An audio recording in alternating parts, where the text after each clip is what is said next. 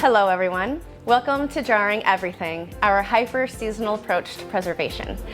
I'm Sam Paone, founder and owner of Golden State Pickle Works and Collective Cultures in Sonoma, California, and I'm here to show you how to ferment and pickle and preserve and incorporate them into tasty dishes. Every episode will focus on an ingredient in season, different varieties, different ways of preparation. Today, we're making a hot sauce, a fire cider we're gonna turn into a mule, jalapeno escabeche for a spicy spinach dip, peperonata that'll end up in a dish of steamed clams. I've already sanitized these jars here just by dipping a paper towel into a little bleachy water, wiped the insides and the outsides of these jars, and now it's time to wait for it to air dry. Let's set up our station and start fermenting.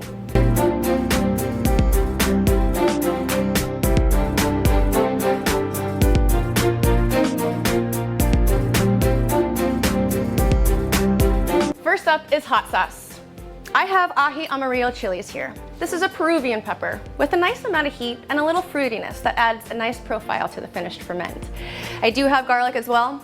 That'll round out the flavor of the finished sauce with a little umami and deep undertones. Let's shove all of our ingredients into our prepared and sanitized jar. I've learned that anywhere between a 2 and a 5% salinity works really well when fermenting vegetables. So today I'm going to weigh out 14 grams of salt, and that will lend enough for about a pint of water. So this is the most important step. You really want to make sure to have that salt completely dissolved, because otherwise you just have salted water, and it's the salty water that ferments and creates a brine during aging. So many people come up and ask me, what are fermented foods? Well, fermented foods are foods that have gone through a process of lactofermentation in which bacteria feed on the sugars and the starches in the food, creating a lactic acid. This preserves the food, creates beneficial enzymes, B vitamins, omega-3 fatty acids, and various strains of probiotics. Probiotics, in simple terms, are live organisms, typically bacteria and yeasts, that are beneficial for our health, especially the digestive system. They're sometimes nicknamed good or friendly bacteria because they help maintain the natural balance in our gut. Okie doke, let's pour this brine right over our chilies, and that is a great amount of brine to start our process. Okay, I'm gonna add a little bit of cheesecloth right on the top of this. This will sort of ensure that no solids reach the oxygen, keeping bacterial growth to a minimum. I'm gonna tightly wrap plastic wrap on the outside of our lid and then loosely place the lid right on it. I wanna be able to have the gases escape the jar during fermentation, but I don't want that loose lid to allow more oxygen in. Very nice. This is clean. We set it aside for 2 weeks, and then we'll finish our hot sauce. Okay. This has been fermenting for 2 weeks. What I'm gonna do, we're gonna toss this plastic and the cheesecloth.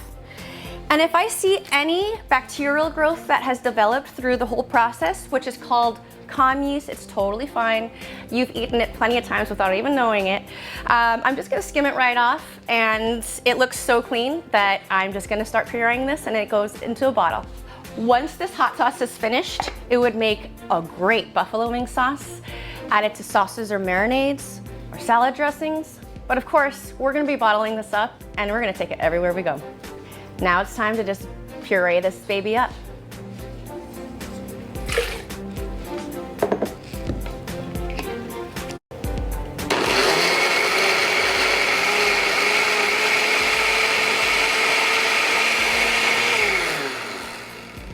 Don't you love that light color of this ferment?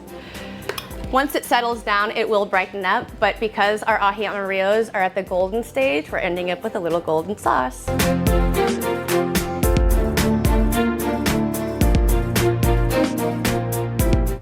And here's our hot sauce. Next time, we're gonna make a ton more and gift some to our friends. Next up is our fire cider. I have some spicy peppers here. I've got a Serrano, Lucento, and we've all heard about Thai bird peppers, right? Well, I have a Thai white bird pepper today. I also have an orange, a lemon, fresh horseradish, ginger, and turmeric, along with a couple of tablespoons of black peppercorn. All I'm gonna do is process this into our processor. This honestly could be as fine or as, as rough as you'd like, because after the 4 weeks of aging, we're gonna strain it and discard the solids.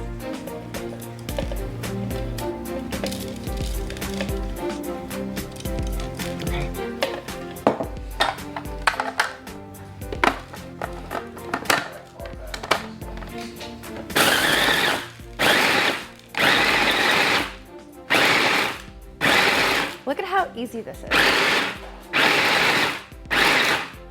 Great. Now we're just gonna pack it inside of our container and cover it with apple cider vinegar. Fire cider is a type of herbal tonic made by infusing pungent ingredients in apple cider vinegar. It's traditionally used as a home remedy to boost the immune system, improve digestion, and combat colds and flus.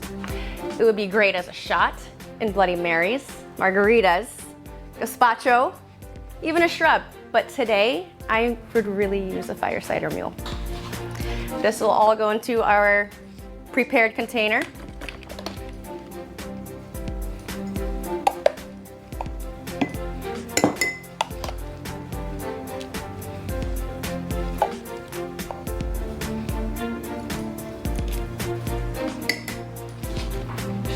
We're gonna make a huge batch later on today. I am gonna cover this with raw apple cider vinegar. I'm using raw because as this is also fermented and unprocessed, it still contains all the beneficial goodies we like.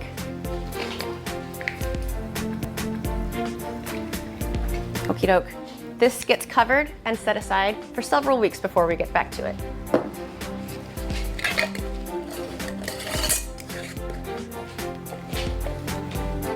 Okay, it's been 4 weeks for this one, and all we have to do is strain it out.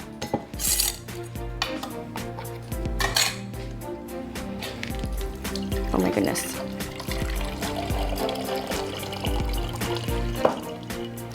All of these solids will end up in our compost. We all do our best, but sometimes we can think about doing a little bit better. I always like to keep a little compost on hand because I really don't want to be part of the problem, even though I know I am. And I'm just trying to grow a few more vegetables in my garden, or even give it to the city to grow more things. But the last place any vegetable or food should go is right into the trash, where it's just gonna end up in a landfill. All right, this is our finished fire cider. I'm gonna put it into our clean sanitized jar before I move on to our mules. This will keep anywhere in your refrigerator for up to 2 years. Time to make our cocktails. We're starting with 2 ounces of vodka. Was that 2? I don't know. We'll have 1 ounce of our fire cider. Half an ounce of lime. Now, I come from Sonoma, where there are tons of different kinds of citrus, and these limes are calamansi limes. They're tart and bright and sweet and so delicious. All right, I'm gonna stir this up, and all of this gets covered with 4 ounces of our ginger beer. As this show is called Jarring Everything, I figured, what a better vessel to have our cocktail in. We're gonna garnish it with some of our limes and perhaps some mint.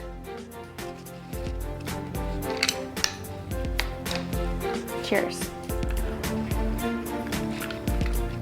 Oh my gosh. Whoa. I need more vodka, but other than that, it's pretty good.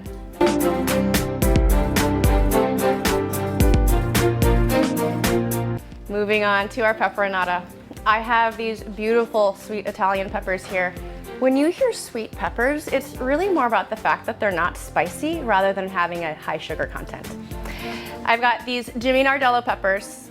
I have Hungarian wax. I have baby bells, shishitos. I like a variety of textures and colors for this dish. I also have this pretty special chili from last year's garden that I simply preserved at room temperature for like 2 months, just making sure it wasn't molding, and they've been good for a while now, about a year. This is gonna chop up and added for a little bit of heat. First step though, is getting onion and garlic in our pan with a bit of olive oil.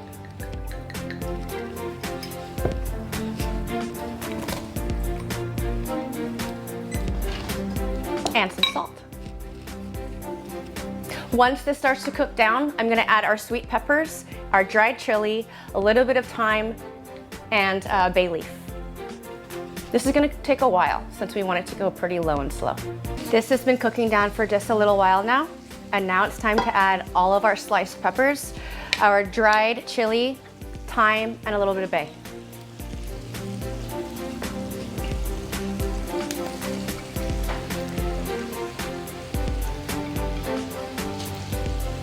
We're gonna add a little bit more salt too, because every layer of every dish could always use a little salt.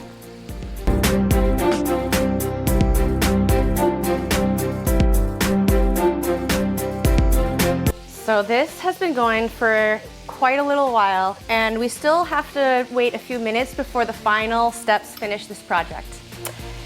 Peperonata is an Italian dish made primarily with sweet peppers, onion, and tomato. It's cooked low and slow to almost melt together into this spreadable relish. Its soft textures and savory sweet flavors make it perfect for spreading on breads and crackers or used as a condiment in various ways. It would be amazing with sausages, sandwiches, pizza, omelets or frittatas, or grilled cheese. Today, we're gonna make a dish of white wine steamed clams with our peperonata and fermented allium aioli. Into the pan goes our cherry gold tomatoes. And this is gonna cook a little while to let all of those juices sort of make a sauce. I'll show you in a little bit. Do you see how the moisture from those peppers and the tomatoes are releasing? It's sort of emulsifying with the olive oil and it's making its own sauce. Last thing here, I'm gonna remove it from the heat and finish it with a little bit of a drizzle of balsamic and a bunch of parsley. After this cools completely, then we'll add it to our jar and it'll be able to store in our refrigerator. Literally, that's all you need. Store in our refrigerator for anywhere between 5 and 7 days. I started my business in 2014 after being fed up seeing the wasted potential at the fermented food aisle at the grocery store. Ready to branch out on my own, I used my background in cooking in restaurants to make flavor-forward and creative fermented foods. The goal? To make healthy food that was actually delicious, like the allium aioli that we're gonna be making our clams with. Now we're gonna move on to our clams.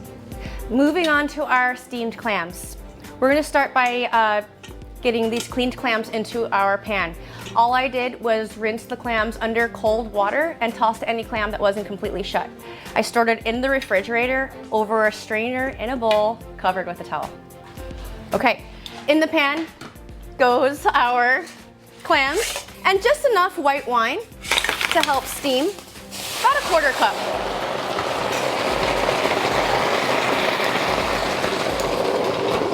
A little bit of salt and cover goes on that as we are in high heat. After a couple of those clams start to open, it's time to add a big dollop of our peperonata. Once the clams are completely open, it's time to shut the heat. Let's get these fat pieces of bread on the grill. I particularly love the dried bread with the grill marks, and as soon as it comes off the grill, I'm gonna rub it down with a garlic clove and finish with a crack from the peppermill.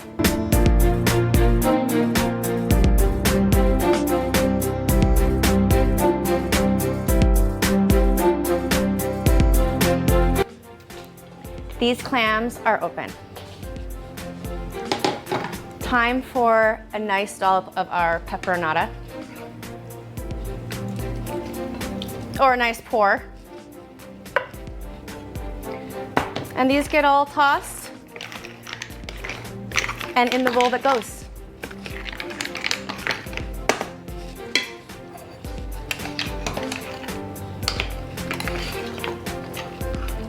These two are not completely open. I'm just gonna help it because all it needs is a little bit of help.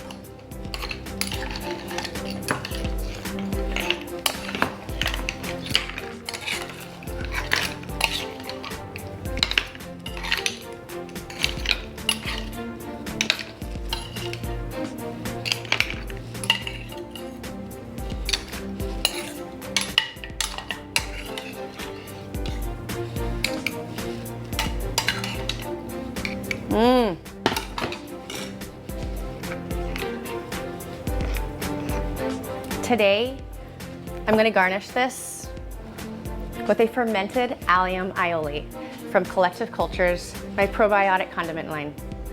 While we ferment fennel, onion, and garlic for the base of this aioli, you could make a simple substitute by adding garlic and lemon to mayonnaise. All right, this gets rubbed down with a nice amount of garlic. And perhaps it could be cut on a bias. And then just stir it on the side of the bowl. It smells so good in here. I'm not gonna wait. I'm gonna dig in right away.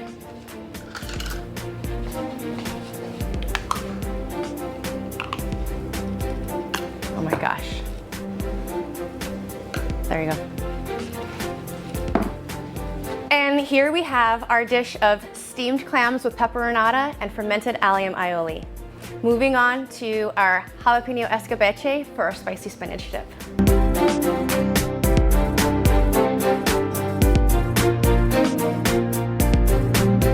Time for our jalapeno escabeche. Let's get our pickling liquid on the... So, vinegar, water, sweetener, and spices make a wonderful vinegar pickle. And I'm gonna use traditional spices for this. The flavor possibilities are endless, but today I'm using coriander, a little bit of mustard, celery seed, and a little bay. A little bit of water, and raw sugar. I like to keep even my sugars as least processed as possible, and vinegar pickling is a great opportunity to do so. Let's get this on the stove and get it to boil. Escabeche refers to sweet and sour. In this case, we're making a sweeter style pickle, a vinegar pickle, using jalapeno, carrot, and onion. I have sliced them up. The carrots really were so perfect, I didn't really have to do anything. And we were waiting for that to boil. After that, I will carefully pour it over our vegetables. Escabeche would be amazing with tacos, beans and rice, vegetable and turkey burgers, potato salad, added to stir fry, and even tossed in slaw for pulled pork sandwiches. Today, we're going to make a spicy spinach dip. But first, we need to blanch some spinach. You could easily go to the store and buy some frozen spinach and meet us after the step from straining, but I'll show you how easy it is to blanch. We gently poured our hot boiling pickling liquid over these prepped vegetables. Look at how beautiful this is. As soon as this comes up to room temperature, it's fine to cover it up, place in your fridge for anywhere up to 2 years. Time to make our spinach dip. I do have our blanched spinach here. I did roughly chop it just to give it a little head start in our container and our processor here. We'll add our spinach and some of our pickled jalapenos and onion. I'm also gonna add some cream cheese and sour cream. And then we pulse it into a spreadable dip. If it needs a little help, this pickling liquid is perfect.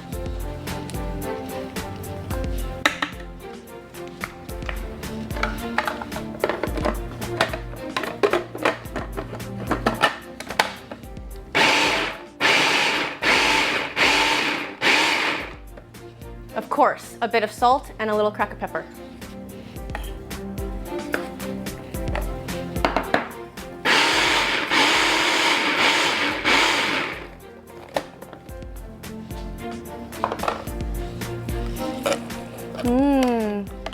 We'll taste for seasoning and then get this into our bowl.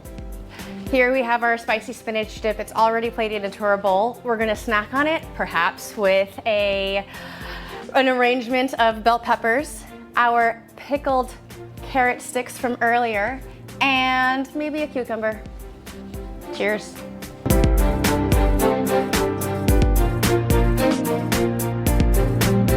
Let's take a look at all we've made today. Hot sauce, because everyone needs hot sauce in their life. We said cheers to our health with our fire cider mule. Snacked on a jalapeno escabeche spicy spinach dip. And then our steamed clams in white wine with our peperonata, fermented allium aioli, and grilled bread.